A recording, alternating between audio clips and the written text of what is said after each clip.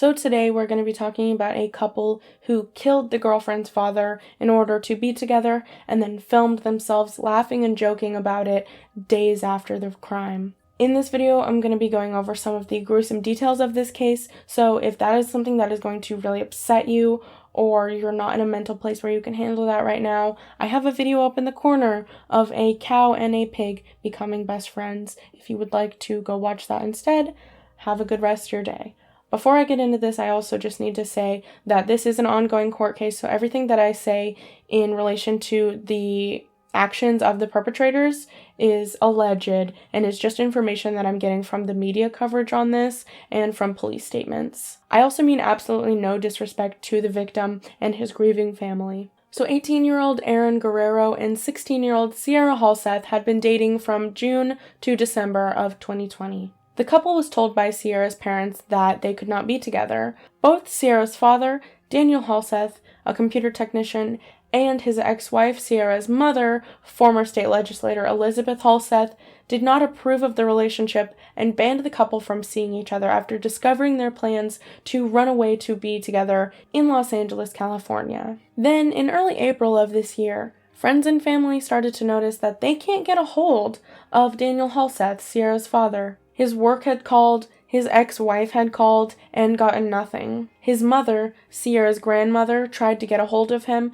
and when she couldn't, she texted Sierra asking if she knew where he was. Her response was, "His phone has been acting up, but he's okay, and it should all be fixed by tomorrow." Smiley face. But after Daniel hadn't responded in days, his mother felt that something just wasn't right, and her granddaughter's texts were vague and didn't give much of an explanation. So on April 9th, some of Daniel's friends went to his home in Nevada to check on him. When they arrived, the garage was filled with smoke, and there they found the dead body of Daniel Halseth. There's a dead body in the garage we just found. He had been stabbed multiple times, and the couple had used Daniel's own credit cards to buy things to help clean up themselves and the crime scene, including bleach, gloves, a circular saw, and lighter fluid.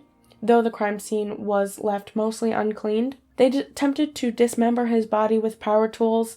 They stuffed Daniel into a sleeping bag and lit his body on fire in order to cover up the murder. The two fled the scene in Daniel's car.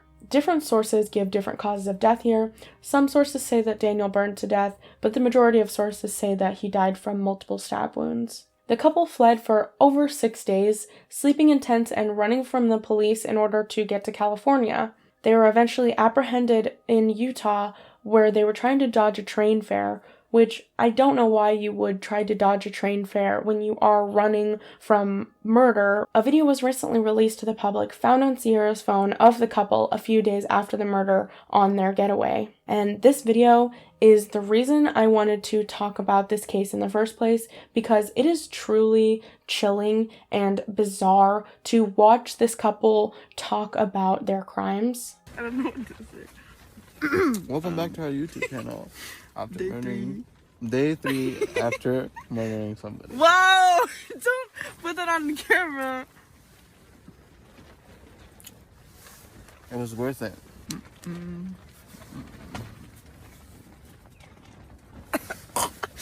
Yeah. So yeah.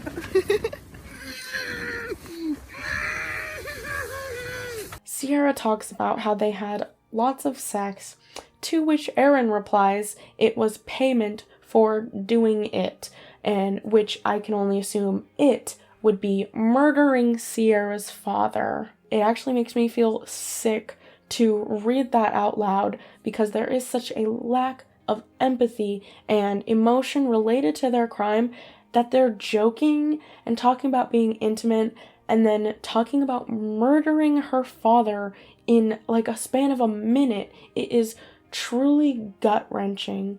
Seeing these two young people be so cold-hearted and detached that they're laughing and having fun is just strange. So at the time that this video is being filmed, Sierra's mother has not made a public statement about the murder, but if she chooses to during the week before this comes out, I will include that here. Daniel's family did issue a statement saying they're heartbroken by his death, understandably.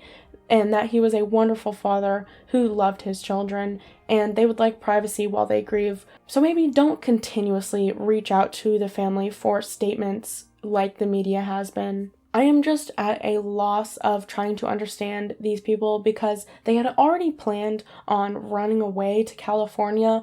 Why the need to kill her father? You could infer that maybe they were in the act of running away and he stopped them and they reacted to that. However, along with murder, the two are being charged with conspiracy to murder, which leads me to believe that they had planned this whole thing to go this way, which is even more cruel and disgusting.